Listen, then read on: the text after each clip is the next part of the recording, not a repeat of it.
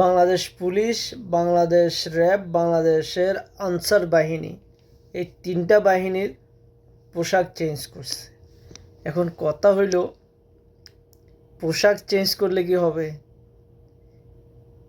মানুষ তো ওইগুলাই আছে যেগুলা এই 16 বছর ধরে আমাদের উপর নির্যাতন চালাইছে। হ্যাঁ, বাংলাদেশের মানুষের উপরে নির্যাতন চালাইছে, বা মানুষের উপর তারা এক ধরনের জুলুম করছে। হ্যাঁ, পোশাক পরিবর্তন করে যদি মানুষ যদি ভালো হয়ে যেত, ঠিক আছে, তাহলে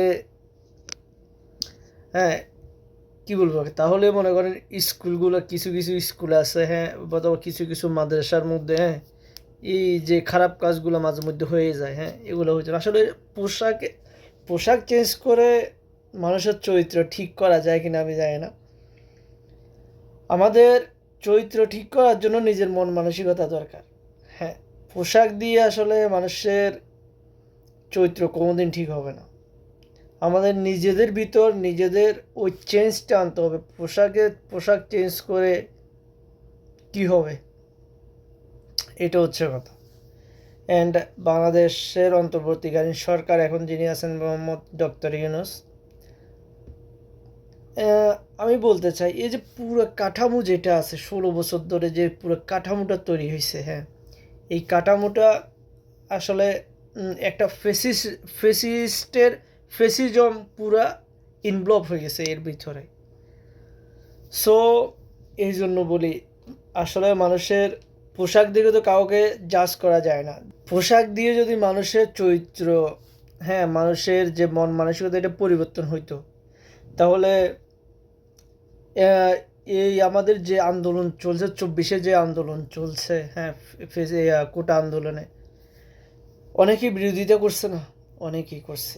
তাদের মধ্যে মাশরাফি বিন মুর্তজা আছে, ঠিক আছে, তাদের মধ্যে সাকিব আল হাসান, হ্যাঁ, এই মানুষগুলো আসলে তখন আমাদের মানে যারা আন্দোলন করছে তাদের সাপোর্টে ছিল না। তাদেরকে আসলে আমরা যখন তারা খেলা খেলতো, আমরা ছোটোকালে যখন দেখছি তারা যখন খেলা, আমরা তাদেরকে প্রচুর ভালোবাসতাম, এখনও ভালোবাসি। বাট যে আন্দোলনটা হয়েছে, আন্দোলনের মধ্যে তো আসলে ওরা খুবই জঘন্য একটা কাজ করে গেছে, এই জন্য হয়তো ওনারা শাস্তিও পাইছে, তাদের ঘরটর সবগুলা উড়াই দেওয়া হয়েছে। এখন এখন কথা হয়েছে, পোশাক পরিবর্তন করে যদি মানুষের মন মানসিকতা পরিবর্তন করা না যায়, তাহলে পোশাক পরিবর্তন করে এতগুলা টাকা খরচ করে কোনো লাভ নাই। এটা শুধু শুধু দেশের একটা অর্থ এখানে এমনি ব্যয় হবে, ঠিক আছে, মানে এটার কোনো কার্যকর কিছু আসবে কিনা জানি না। যে তিনটা আমাদের বাহিনীর পোশাক চেঞ্জ করছে, প্রথম কথা হইল পোশাক চেঞ্জ করছে, ঠিক আছে, এখন পোশাক যিনি পরবেন উনি ঠিক হইতে হবে আগে। উনি যদি ঠিক না হয়, যেমন আপনি শিয়ালের কাছে যদি মুরগি দিয়ে দেন, তাহলে মুরগিটা তো আর সকালে এসে পাবেন না, কারণ ওইটা মুরগিটা খাইয়েও বসে থাকবে। এখন কাহিনী হয়েছে এটা। পোশাক পরিবর্তন করে যদি আপনার একটা বাহিনীর সব কিছু মুছে দেওয়া যাইতো, কুকর্ম যত করছে, যত আকাম করছে ওগুলা, তাহলে একটা মানুষ সারা জীবন পাপ করার পর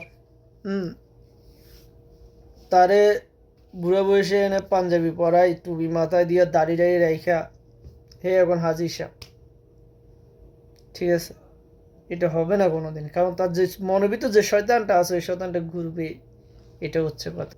এখন আপনাদের মতামত কি এই পোশাকের ব্যাপারে? কমেন্ট বক্সে জানাবেন। ধন্যবাদ।